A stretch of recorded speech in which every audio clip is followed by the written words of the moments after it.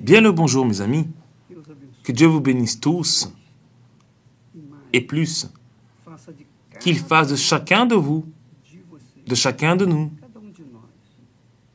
un instrument entre ses mains. Une source de lumière pour illuminer ceux qui autour de nous sont dans les ténèbres. Une source d'eau vive pour donner de l'eau vive, de l'eau de vie à ceux qui sont assoiffés de justice. Qu'il fasse de nous une source de vie. La source de vie commence avec la vérité. La personne enlace la vérité, vit la vérité. Alors, elle est loin du mensonge, loin du péché, loin de l'injustice. Et elle vit alors de justice en justice. Cela signifie vivre par la foi. Il n'est pas toujours facile de vivre dans la vérité. Ce n'est pas facile, car vous devez affronter ceux qui vivent dans le mensonge. Alors il y a ce conflit entre la vérité et le mensonge. Celui qui est de la vérité aime la vérité. Celui qui appartient à la vérité est pour la justice, est pour ce qui est bon, est pour ce qui est correct. Mais celui qui appartient au mensonge, ce dernier est cruel, parce qu'il vit du mensonge, il s'alimente du mensonge. Jésus a dit que le diable est le père du mensonge. Alors ceux qui vivent dans le mensonge sont en train de servir leur père, qui est le mensonge, qui est le diable. Mais ce n'est pas cela que je voulais vous parler. Je voulais vous parler au sujet de Dieu, qui est la lumière, qui est la vérité. Et là, les personnes demandent, mais évêque, comment est Dieu? C'est ce que je comprends de Dieu, ce que je sais de Dieu, c'est ce que Jésus nous enseigne en disant le suivant. Dieu est esprit. Autrement dit, Dieu n'est pas un objet en bois, en pierre, en métal, en or. Non, rien de tout cela. Dieu est esprit. Dieu est esprit. Il est clair qu'étant esprit, il se révèle à ceux qui appartiennent à la vérité, à ceux qui aiment la vérité. Parfois, la personne vit même dans le mensonge. Elle vit dans le péché, mais elle ne sait même pas qu'elle est en train de vivre dans le mensonge. Elle ne sait même pas qu'elle est en train de vivre dans le péché, parce qu'elle ne connaît pas la vérité. Lorsque la personne ne connaît pas la vérité, elle vit dans le mensonge. Alors, bien sûr que lorsqu'elle a connaissance de la vérité, parce qu'elle est une personne vraie, une personne sincère, alors le Seigneur qui est esprit, il délivre du mensonge. Parce que quand l'Esprit de Dieu descend sur une personne, il fait changer son caractère, il fait changer sa nature terrestre, changer son comportement, ses complexes, ses failles, ses misérabilités. Car, en tant qu'esprit, il se manifeste dans la vie de ceux qui sont libres du mensonge, de ceux qui apprécient la justice, de ceux qui aiment le bien, qui suivent le bien, qui veulent vivre dans la justice.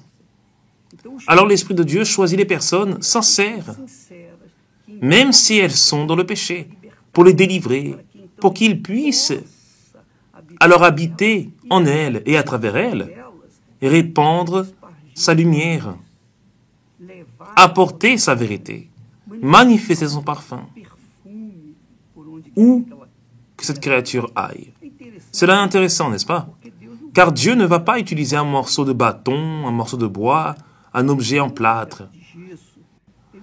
Il ne va pas utiliser une chose inanimée. Il va utiliser une créature qui a été créée à son image et à sa ressemblance, même s'il y a le péché. Mais lorsque la personne veut la vérité, Lorsque la personne aime la vérité, lorsque la personne est sincère, spécialement sincère, alors le Seigneur lui donne le droit, le privilège de connaître la vérité et elle abandonne immédiatement le mensonge, elle commence à suivre la vérité, la justice. Mais il dit, Jésus a dit que Dieu est esprit. Dieu est esprit. Et en tant qu'esprit, il vous utilise, il m'utilise, il utilise ceux qui se donnent corps, âme et esprit entre ses mains, qui se laissent servir pour faire sa volonté, qui se placent comme serviteur, servante. Alors Jésus a dit à la femme samaritaine, Dieu est esprit. Dieu est esprit. L'esprit, vous ne le voyez pas, vous ne le touchez pas, vous ne le sentez pas. Dieu est esprit. Et il est nécessaire, il est obligatoire que ceux qui l'adorent,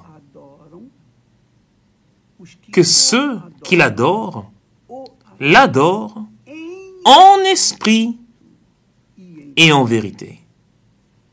En esprit et en vérité. En esprit, c'est en sincérité. Comme nous l'avons dit, la personne est sincère. Elle dit ce qu'elle sent. Elle dit ce qu'il y a à l'intérieur d'elle. Elle place devant Dieu toute son âme. Elle se donne corps, âme et esprit afin que le Saint-Esprit vienne prendre possession de son être et fasse d'elle un instrument de sa lumière, de sa vérité. Alors, beaucoup de personnes demandent, pourquoi je n'ai pas reçu le Saint-Esprit? Vous ne l'avez pas reçu parce que vous ne vous êtes pas donné à 100%. Vous avez donné une partie de vous. Vous avez laissé quelques péchés, mais vous n'avez pas laissé tous les péchés. Vous avez laissé des injustices, mais vous n'avez pas laissé toutes les injustices. Vous avez laissé le mensonge, mais vous possédez encore en vous quelques restes du mensonge, de tromperie. Alors, il est impossible que vous receviez le Saint-Esprit tant que vous ne vous donnez pas à 100%. Je sais que ce don de soi dépend seulement de chacun de nous. Parce que votre vie vous appartient. Vous êtes le seul à pouvoir faire d'elle ce que vous voulez. N'est-ce pas cela qui est arrivé là, au Jardin d'Éden? Adam et Ève ont été expulsés du Jardin d'Éden parce qu'ils ont désobéi. Mais lorsque la personne, par exemple, comme Abel, s'est donné à lui et qui a fait l'offrande de sa vie, représentant sa vie, alors il a été justifié. Abel a été justifié. Il a été rendu juste devant Dieu à cause de l'offrande qu'il a donnée, qui est sa propre vie sur l'autel. Alors, Dieu est en train d'attendre cela de vous, mes amis. Lorsque vous le ferez, alors il va aussi vous donner sa totalité. Car c'est ainsi. C'est notre tout pour son tout. Si nous ne donnons pas 100% de nous, le plaçant en première place de notre vie, avant la famille, avant le mari, avant l'épouse, avant le petit ami, la fiancée, avant les enfants, avant votre propre vie, avant tout, il doit être le premier. S'il n'est pas le premier, il ne pourra pas être à l'intérieur de vous. Et c'est là qu'entrent les dîmes. Les dîmes sont exactement cela. Sont les premiers fruits, les prémices de notre vie. Vous devez donner les prémices de votre vie. Et là, les prémices de Dieu viendront vers vous aussi, qui est le Saint-Esprit. Alors Jésus a dit, Dieu est esprit. Dieu est esprit. Et il est important, et il est obligatoire que ceux qui l'adorent, l'adorent en esprit et dans la vérité. En esprit et en vérité. C'est eux que le Père recherche pour être ses adorateurs. C'est vraiment super. C'est eux que le Père recherche. Alors dans cette époque que nous sommes en train de vivre, du coronavirus, du corona-doute, corona-mensonge, nous devons avoir cette conscience. Dieu est en train de chercher des personnes qu'il adore en esprit et en vérité. En esprit et en vérité, de tout leur cœur, de toute leur force. Il est le premier. Peu importe si vous êtes pauvre ou riche, si vous êtes jeune ou mûr, disons-le ainsi, ou si vous avez déjà un certain âge, cela n'importe pas. Votre condition sociale n'importe pas. Rien n'importe. Si vous êtes beau ou laid, peu importe si vous êtes bon ou maigre, peu importe. Dieu est en train de chercher des personnes qui veulent, qui ont soif, qui ont faim de la vérité, pour qu'alors l'esprit de la vérité vienne habiter en elles et qu'à travers elle, cette justice puisse se répandre comme le parfum universel dans le monde entier. Que Dieu vous bénisse tous. Demain, nous parlerons plus à ce sujet. Que Dieu vous bénisse.